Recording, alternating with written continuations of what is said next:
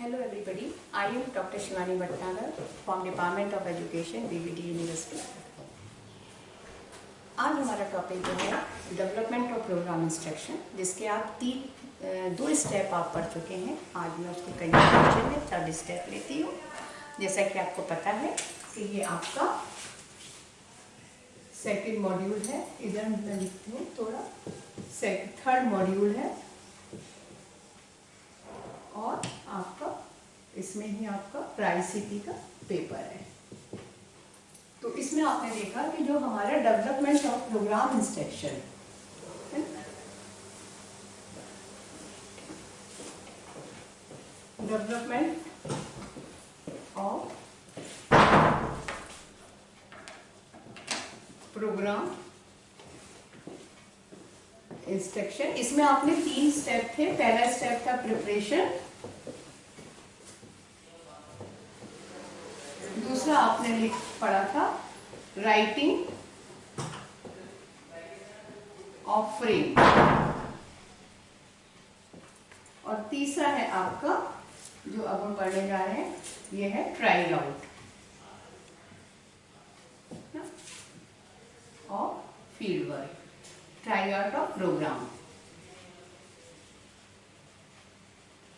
तो आपने ये दोनों पहले वीडियो लेक्चर में आप पढ़ चुके हैं, preparation, writing of the frame. अब हमको देखना है कि हमारा फ्रेम बनके तैयार हो गया है। हमने उसकी सीक्वेंसिंग देख ली है, लॉजिकली है, साइकोलॉजिकली है, सारे फ्रेम में प्राइम प्लॉट्स कैसे देने, ये सारे काम हमारे अब प्रोग्राम।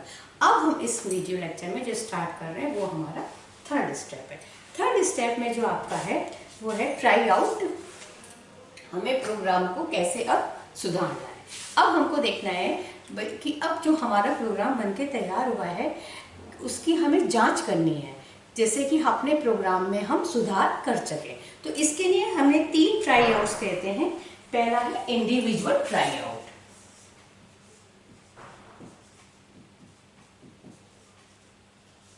Individual try out. इसमें हम क्या करते हैं कि अपने प्रोग्राम को एक स्टूडेंट्स को देके देते हैं, उससे कहते हैं कि उसकी मानसिक स्थिति को भी ठीक करके कि भाई ये आपका एग्ज़ाम नहीं है, ये केवल हम प्रोग्राम को इम्प्रूव करने के लिए आपसे कुछ सजेशन के तौर पे इसलिए ये हम ट्रायल बेस पे दे रहे हैं। उसको एक ब्लैंक शीट दे दी जाती है, जिससे वो उसमें जो भी उसको प्रॉब्लम्स आती हैं प्रोग्राम को करते हुए, उसमें वो हमें सुधार के रूप में उसको पॉइंट्स लिख के देता है, जिसके उसके बाद फिर उससे हम डिस्कशन भी करते हैं और अपने प्रोग्राम में हम क्या करते हैं, चेंज करते हैं, जो भी उसका सजेशन होता है, जो भी उसका उसके जो हमें सुझाव होते हैं। उसके बाद जो दूसरा हमारा होता है वो होता है group try out.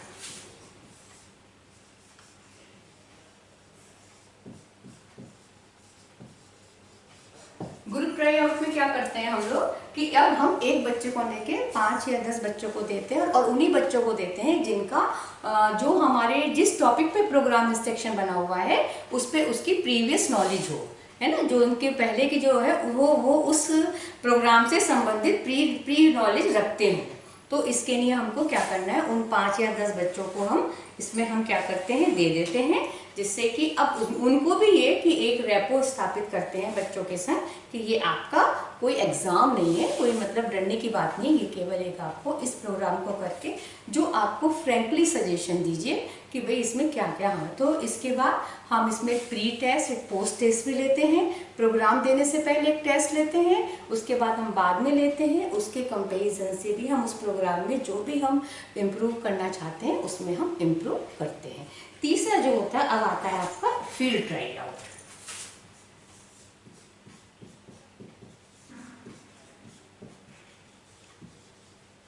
Field try out अब वो प्रोग्रामर के हाथ से जो प्रोग्राम है अब वो टीचर को दिया जाता है। टीचर उसको एक्चुअल जहाँ हमें बच्चों को देना है उस क्लास के बच्चों को देते हैं, जिससे कि उसके आधार पर अब हम क्या करते हैं, जो भी हमको चीज़ जो भी हम वो भी उनसे भी यही कहा जाता है कि भाई आप इसमें जो भी हमें एक्चुअल फील्ड में कि हम एक ग्रुप ले लेते हैं कि भाई जो हमारे जो मेन बच्चों के लिए, मान लो 7 क्लास के बच्चों के लिए, 8 क्लास के बच्चों के लिए, जिस स्टैंडर्ड के बच्चों के लिए बना है, अब प्रोग्राम टीचर को देता है, टीचर उसको अब एडमिनिस्ट्रेटर करता है, जिससे कि इससे ये फायदा होता है कि जो भी हमें सुधार करने होते हैं वो इसी लेवल पे कर लेते हैं। कभी कभी हम लोग प्रोग्राम बनाते हैं, उसकी प्रैक्टिकल प्रॉब्लम तभी आती है जब हम उसको एडमिनिस्ट्रेट करते हैं। तो इसलिए पहले हम एक बच्चे पे, फिर एक ग्रुप पे, फिर एक्चुअल फील आउट पे हम क्या करते हैं, ट्राई आउट करते हैं। तो आपने देखा कि इससे हमको क्या पता चला कि हम किस तरह से जो है अपने प्रोग्राम में धीरे धीरे चेंज करें। तो तीसरा स्टेप जो था, ट्राई आउट द प्रोग्राम, ये प्रोग्राम फॉर मॉडिफिकेशन, है ना। हम मतलब कैसे उसको जो है सुधार करेंगे। तो हम 3 तरह से हमने अपने प्रोग्राम को एडमिनिस्ट्रेट करा, इंडिविजुअल, ग्रुप और फील्ड। इसमें भी हमने आप एक बच्चे पे करा, इसमें ग्रुप पे करते, लेकिन हमें इसमें देखना है कि उन्हीं बच्चों को रखना है जो उस प्रोग्राम से संबंधित पूर्ण नॉलेज रखते हो, तभी तो उनको प्रोग्राम करने में आसानी रहेगी। अगर उनको प्रीवियस नॉलेज ही नहीं होगी कि हम भाई उस टॉपिक से कुछ नॉलेज रखते हो, तब वो उस प्रोग्राम को, तो हमें ऐसे बच्चे ढूंढने हैं। इसमें मैंने बताया प्री टेस्ट और पोस्ट ले लेते हैं, जिसके उसके अंतर से हम लोग क्या करते हैं, फिर हम लोग क्या करेंगे कि उसमें हम मॉडिफाइड करते हैं। अब आपका जो वो आता है आपका कि अब हमें जो 4th स्टेप है वो है आपका वैलिडेशन, है ना। 4th validation. वैलिडेशन को हम हिंदी में कहते हैं वैधता। वैधता जो है हमेशा उद्देश्य से संबंधित होती है। किसी भी वस्तु की या किसी भी टेस्ट की वैलिडिटी क्या होती है, उद्देश्य। अगर हम कहते हैं इसका, अगर जो भी हमने टेस्ट बनाया है, यदि वो उद्देश्य की पूर्ति कर रहा है तो वो हमारा टेस्ट क्या है, वैलिड। जहां भी वैलिडिटी वर्ड आए समझिए उद्देश्य से, हमें ये वैलिड नहीं है, यानी कि उद्देश्य के से। अब हमारी जिस चीज के लिए हमने खरीदी थी, जैसे लिखा होता है ना सिम पे भी कि इस तारीख तक वैलिड है, उसके बाद ये काम नहीं करेगा, यानी कि हमारा उद्देश्य क्या है सिम का, कि हमें हमारा मोबाइल दूसरे नेटवर्क से संबंधित रहे। अगर वो वैलिड, यदि वो उस तारीख के बाद उसका वो उद्देश्य नहीं पूरा करेगा, तो वैलिडिटी हमेशा उद्देश्य से। तो अब हमने जो इतनी मेहनत करी है प्रोग्राम इंस्ट्रक्शन के लिए, वो जो प्रोग्राम बनाया, मॉडिफिकेशन भी कर लिया, राइटिंग भी कर ली, प्रिपरेशन भी कर लिया, अब हमें उसकी वैलिडिटी बहुत जरूरी है कि जो हमने उद्देश्य प्रिपरेशन उसमें लिखे थे ना, तो ये ऑब्जेक्टिव्स ऑफ द प्रोग्राम, तो क्या हमारे वो ऑब्जेक्टिव के अनुसार ये पूरा कर रहा है जो हमने ऑब्जेक्टिव यहाँ पे डिसाइड करे हैं। तो इसके लिए हमको क्या करना है कि इसके लिए हमें 2 तरह से करनी होती है टेस्टिंग। पहली टेस्टिंग मैं यहाँ ले लेती हूँ, तो जिससे वैलिडेशन लेती हूँ। वैलिडेशन हमारा 2 तरह से होता है, हम 2 तरह से देखेंगे। जो 4th स्टेप है वो है आपका वैलिडेशन। वैलिडेशन क्या है आपका कि इसमें एक तो है आपकी, 2 तरह से देखेंगे। एक तो प्रोग्राम के अंदर जो फ्रेम बने हुए हैं उनको देखेंगे, क्या हर फ्रेम अपने अपने उद्देश्य की पूर्ति कर रहा है, और फिर हम देखेंगे पूरे प्रोग्राम की वैलिडिटी। तो इसके लिए जो हमको देखना है कि हमें 2 तरह के होते हैं इसमें। सबसे पहले हम देखेंगे इसमें इंटरनल वैलिडिटी। इंटरनल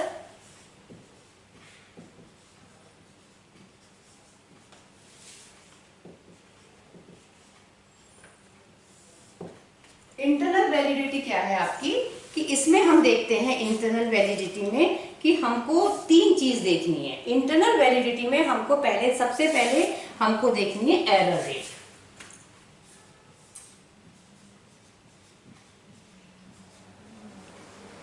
है ना। एरर रेट क्या है कि जितना हम किसी जो स्टूडेंट जो है जब फ्रेम करता है तो वो कितनी गलतियां करता है, कितने उसके रेस्पॉन्सेस गलत होते हैं, तो इस आधार पे भी हम हर फ्रेम का देखेंगे।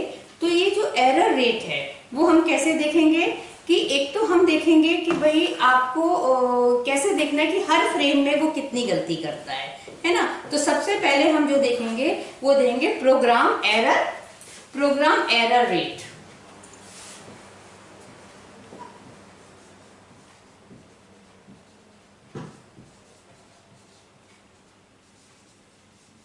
हमेशा हम इसको किस में देखते हैं, परसेंटेज में देखते हैं। तो पहले हम एरर रेट पूरे प्रोग्राम की देखेंगे, फिर अलग अलग फ्रेम, मतलब टोटल सारे फ्रेम में बच्चे ने कितने गलत रेस्पॉन्स दिए। और भाई ज़्यादा गलती कर रहा है तो इसका मतलब प्रोग्राम हमारा भाई बहुत गलती करना भी तो नहीं सही है कि प्रोग्राम, इसका मतलब हमने बच्चे के स्टैंडर्ड से थोड़ा हाई बना दिया है। और बहुत सारे कोई गलती भी नहीं कर रहा है तो इसका मतलब प्रोग्राम बहुत ईजी बना है। तो हमें एरर रेट हर फ्रेम में निकालनी है, फिर पूरे प्रोग्राम में निकालनी है। तो सबसे पहले जो हमने बनाया प्रोग्राम, जो हमारी एरर रेट है उसके लिए टोटल नंबर ऑफ एरर, इसके लिए हम फार्मूला रखते हैं यहाँ पे लिखते हैं टोटल नंबर ऑफ एरर, मतलब कितनी गलतियां टोटल हुई हैं। Total number of error into 100, मैंने बताया परसेंटेज में निकालते हैं हमेशा, अपॉन कितना हो गया टोटल नंबर ऑफ एरर के बाद, इसके बाद में टोटल नंबर ऑफ रिस्पॉन्स, मतलब उसने कुल कितने दिए और उसमें से कितने उसके गलत हुए, तो टोटल नंबर ऑफ रिस्पॉन्स।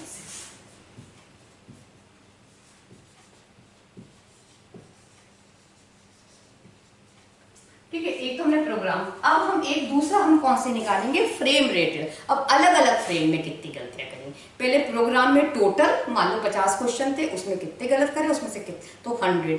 अब मैं हर फ्रेम में, अगर हर फ्रेम में 15 क्वेश्चन है तो उन 15 क्वेश्चन में से उसने कितने गलत करे और कितने सही करे, तो इसके लिए मैं टोटल नंबर ऑफ एरर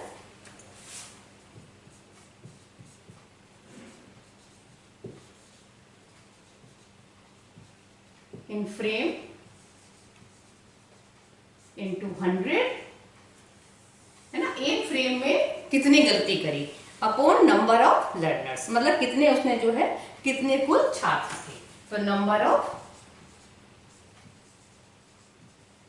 तो आपने क्या देखा कि पहले हमने टोटल एरर रेट निकाली, पूरे प्रोग्राम की निकाली एक, और दूसरी फिर हमने क्या निकाली टोटल नंबर ऑफ एरर, ये हमने क्या निकाला, ये प्रोग्राम की है, यानी कि इसको हम लिखेंगे आपका, ये क्या हो गया आपका frame error rate.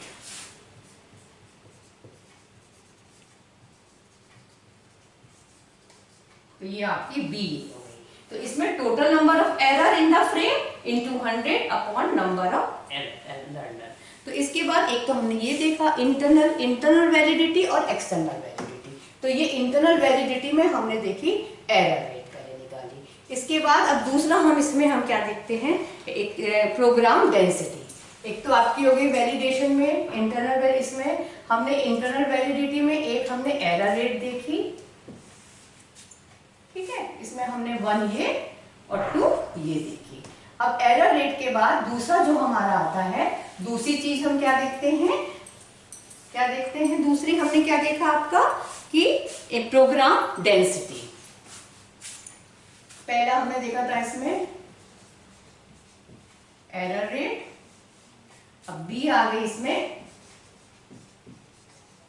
Programme density. Density क्या बताती है, किसी प्रोग्राम की डेंसिटी ये बताती है कि वो प्रोग्राम कितना कठिन है, कि कठिन स्तर है ना, उसका डिफिकल्टी लेवल बताती है। तो इसके लिए हमें क्या करना पड़ता है, कठिनता स्तर ज्ञात करने के लिए, इसके लिए हमें एक TTR निकालना होता है। TTR ये क्या बताती है, डिफिकल्टी लेवल। ये पूछा जाता है एग्जाम में कि प्रोग्राम डेंसिटी क्या बता रही है, तो क्या बता रही है, डिफिकल्टी लेवल बताती है, ठीक है, कि कितना हमारा प्रोग्राम कठिन है। इसके लिए हमको TTR जो है कैलकुलेट करना होता है। टोटल TTR का जो फुल फॉर्म है वो है ratio of type token ratio, type token ratio, इसका फुल फॉर्म है टाइप टोकन रेशियो। अगर कभी एग्जाम में आता है टाइप टोकन रेशियो से क्या पता चलता है, तो it is the index of programme density, जो ये बताता है टाइप, ये भी मतलब आपसे इनडायरेक्टली पूछा जा सकता है कि टाइप टोकन रेशियो से आप क्या समझते हैं, तो आप ये किसी प्रोग्राम की डिफिकल्टी लेवल को बताता है। तो इसके लिए जो हमारा फार्मूला है ND अपॉन NT। इसके लिए हम कैसे करते हैं, ND क्या है यहाँ पे आपका total number of different type of responses, ND है टोटल टाइप ऑफ डिफरेंट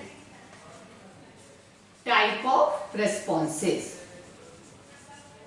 बच्चे कितने तरह के रेस्पॉन्सेज दे रहे हैं, मतलब एक क्वेश्चन में अगर एक बच्चे ने कहा तो वो आंसर क्यों फ्लक्चुएट हो रहा है, सही आंसर देने में हर बच्चे की क्यों रेस्पॉन्स अलग हो रहे हैं, डिफरेंट टाइप ऑफ रेस्पॉन्सेज।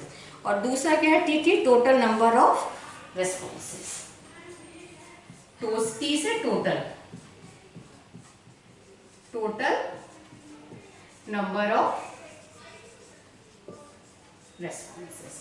ये क्या है आपका टोटल नंबर ऑफ रेस्पॉन्सेस आपका क्या है कि इसके अकॉर्डिंग हमारे कितने इसमें टोटल नंबर ऑफ रेस्पॉन्सेस इसके हो रहे हैं।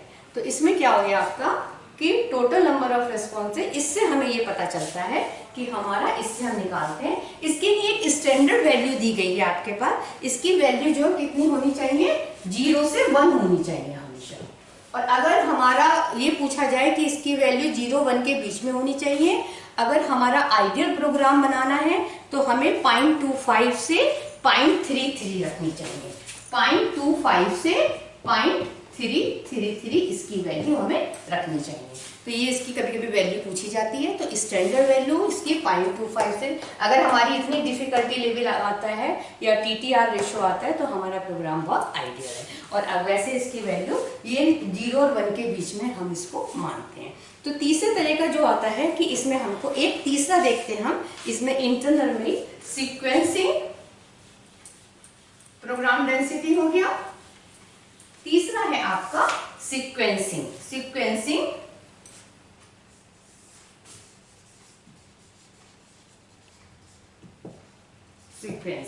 यानी कि आपने इंटरनल वैल्यू में एरर रेट देखेंगे, प्रोग्राम डेंसिटी देखेंगे और आप क्या देखेंगे, सीक्वेंसिंग प्रोग्रेशन।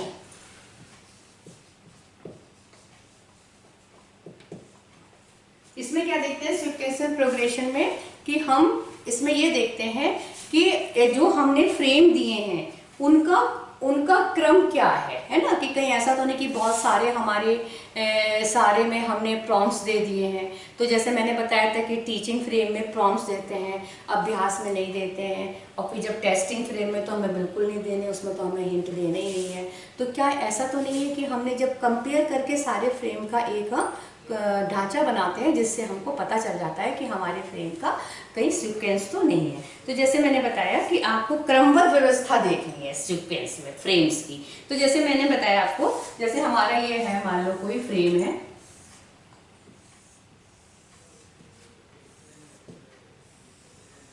ना, यहाँ पे 1, यहाँ पे मैंने देखा 1 2 3 यूनिट है मान लो मेरी, ये यूनिट है, तो ये क्या हमारे फ्रेम्स हैं। तो इसमें 1 फ्रेम्स 2 3 4, सपोज 4 फ्रेम्स है, मैंने एग्जाम्पल के लिए लिया है। तो अब मैंने देखा कि भाई एक मैंने ऐसे बनाया, फिर एक इस तरह से है, फिर ऐसे इंफॉर्मेशन है, फिर आधे में है। तो ये क्या दिखा रहा है, यदि मैं आधे में बना रही हूँ ये, तो लगता है कि ये हमारा हाफ प्रॉम्प्ट है ना। अगर पूरे में नहीं है तो ये क्या है, हमारा टीचिंग फ्रेम है ना, टीचिंग फ्रेम है। और यदि किसी में भी नहीं है तो यानी कि इसमें नॉट प्रॉम्प्ट। तो ये चिन्ह बताते हैं, तो हमको इससे समझ में आ जाता है कि भाई हमारे में किस में प्रॉम्प्ट है, अगर किस में ये खाली, इसका मतलब इसमें है ही नहीं। ये इंफॉर्मेशन में तो खाली हम टीचिंग फ्रेम है तो उसमें हम इंफॉर्मेशन दे रहे हैं, तो प्रॉम्प्ट्स की वहाँ पे क्वेश्चन है ही नहीं, तो क्लू की कोई जरूरत ही नहीं है। तो ये हमारा सीक्वेंसिंग पता चल जाता है कि भाई हमारे फ्रेम्स क्या हैं। तो सीक्वेंस प्रोग्रेशन में इसमें मैंने आपको बताया कि जैसे जो शिक्षण का जो पहला फ्रेम होता है उसमें हमारा क्या होता है, पूरी तरह से, जैसे हम टीचिंग में कोई क्वेश्चन पूछ रहे हैं तो हमारा कैसा होगा, ये पूरा हमारा ये फुल प्रॉम्प्ट होगा, है ना। ऐसे निशान का मतलब क्या है, ये टोटली फुल प्रॉम्प्ट, कि इसमें हमें पूरी तरह से हिंट देने हैं। इसके बाद टीचिंग में होता ही नहीं है इंफॉर्मेशन प्रॉम्प्ट्स, ये जो शो करता है ये क्रॉस, यानी कि इसमें हमारा प्रॉम्प्ट है ही नहीं। तो आपने देखा इसमें हमारा कि इस तरह से हम सीक्वेंसिंग का क्या देखते हैं वो देखते। इसके बाद एक्सटर्नल इंटरनल वैलिडिटी में आपने देखा एरर रेट देखी, प्रोग्राम देखा, सीक्वेंसिंग प्रोग्रेशन देखी। तो ये आपको याद रखना है, कभी भी ऑब्जेक्टिव में आता है कि इंटरनल वैलिडिटी जो है किसी प्रोग्राम की किन किन सूचकों से संबंधित है। तो कौन कौन से में है, error rate, programme density and sequencing progression. इसके बाद आपकी क्या है, हमारी इंटरनल, इसके बाद हमारी एक्सटर्नल वैलिडिटी। दो चीज देखते हैं, इंटरनल वैलिडिटी, अब है आपकी एक्सटर्नल।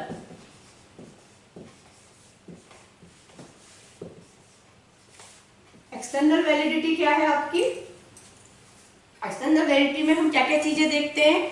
सबसे पहली बात तो हमको देखनी है इसमें कौन सा, लेवल ऑफ परफॉर्मेंस, है ना, लेवल ऑफ परफॉर्मेंस, है ना। बी देखना है हमको, लेवल ऑफ परफॉर्मेंस कि बच्चे हमारा जो है किस तरह से, जो हमारा जो बच्चे का परफॉर्मेंस है ना, जो भी हम बाद में क्राइटेरिया टेस्ट दे रहे हैं बच्चे को कि भाई, तो उसके हम लेवल अप की कहीं ऐसा तो नहीं कि सारे बच्चों के नंबर ही 80% से ऊपर आ गए हैं या किसी के बिलो आ गए हैं, तो हमको ये एक्सटर्नल वैलिडिटी में देखना होगा, क्राइटेरिया में, कि भाई हमारा लेवल ऑफ परफॉर्मेंस क्या है। एक होता है 90 में हमको क्या देखना है, 90 में हमको जो भी चीज देखनी है उसमें 19 स्तर का क्या देखते हैं, standard criteria, standard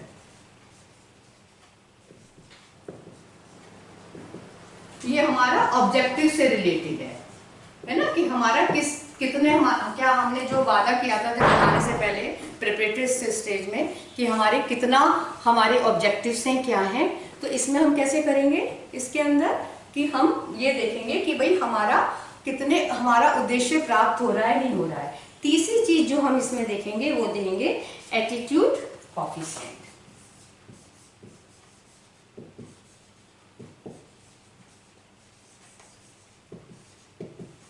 attitude coefficient में क्या है कि हम एक इन्वेंट्री बना लेते हैं 3 स्केल की, कि जैसे हम उस प्रोग्राम के विषय में जो भी बातें हमें जाननी है, फिर वो इन्वेंट्री से उन बच्चों के जैसे एग्रीड, डिसएग्रीड, है ना, जो भी हमें क्वेश्चन रखने हैं, इन्वेंट्री क्वेश्चन आया टाइप इन्वेंट्री बना लेते हैं और हर बच्चे को दे देते हैं, जिससे बच्चा अपना सहमत हूँ या इस कथन से नहीं सहमत हूँ, या मैं कहती हूँ कि फ्रेम बहुत इजी था, तो बच्चों को नहीं भाई इजी तो नहीं था, तो उसमें है नॉट एग्रीड, है ना, या एग्रीड जो भी है। तो इसमें हम एक एटीट्यूड इन्वेंट्री बना लेते हैं, जिसके अंदर हम क्या करते हैं कि बच्चों से पूछते हैं कि भाई आप कैसे उस प्रोग्राम के बारे में जो उनके विचार हैं, तो इसके अंदर जो इन्वेंट्री बनाते हैं उसका भी हमने एटीट्यूड कोएफिशिएंट निकालते हैं।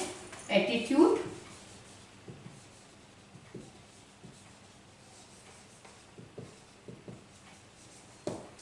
कोएफिशिएंट कैसे निकाला जाता है, इसके लिए एक फार्मूला दिया गया, F yes F minus F no, है ना। एफ यस और एफ का मतलब क्या है कि जो हमारी फ्रीक्वेंसी है, कितनों ने यस कहा और कितनों ने नो कहा, एफ और फ्रीक्वेंसी, तो F yes minus F no, और इसके नीचे जो हम लिखेंगे वो है एफ यस या एफ जिसने कुछ इसका आंसर ही नहीं दिया, और एफ नो, तो ये इसका फार्मूला है, F yes F U F A. इसमें हम जो है ये इस तरह से हम कि एफ यू कितने बच्चों ने उस इन्वेंट्री में यस कहा, कितने ने नो कहा, कितनों ने यस और नो, और किसी ने कुछ जवाब, मतलब टोटल क्वेश्चन फ्रीक्वेंसी मतलब टोटल। तो एफ मतलब जो मैंने इन्वेंट्री दी है उसमें जो क्वेश्चंस होंगे, किसने, मैंने लिखा मान लो कि ये फ्रेम नंबर 4 फ्रेम में प्रॉम्प्ट नहीं दिए गए हैं, बच्चों ने गलत आंसर कर दिए, हिंट नहीं दिए हैं, तो जो उनके उसके व्यूज होंगे उसमें तीन होंगे, एग्री या डिसएग्री, है ना, ये 3 स्केल का। तो जो बच्चे हो सकते डिसएग्री, नो या यस, यस नो, ये आप चॉइस है, जो भी आप लिख सकते हैं।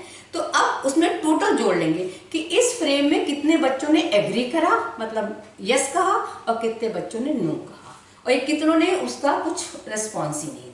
तो इससे हम ये निकाल लेते हैं एटीट्यूड कोएफिशिएंट। तो आपने देखा level of performance, standard criteria, attitude coefficient, ये सब हमारा क्या है पूरा हमारे, इससे हमें पता चलता है कि हम किस तरह से इसकी इंटरनल वैलिडिटी हम निकालेंगे। तो इस तरह से आपने देखा प्रोग्राम इंस्ट्रक्शन में हमारा कितने सारे पॉइंट्स आए। हमने सब preparation, writing of the frame, फिर मैंने बताया आपको कि किस तरह से हम इसमें अपने प्रोग्राम की जांच कर सकते हैं, इंडिविजुअल, फिर क्या कहते हैं ग्रुप में, फिर फील्ड में वैलिडेशन देखा, external validation, internal validation. External में आपने एरर रेट देखी, इसके बाद इसमें भी आपने ऑब्जेक्टिव देखी एक्सटर्नल। तो इस तरह से आपका development of programme instruction complete हुआ, और आशा करती हूँ आपको ये सेशन नॉलेजेबल रहा। Thank you so much.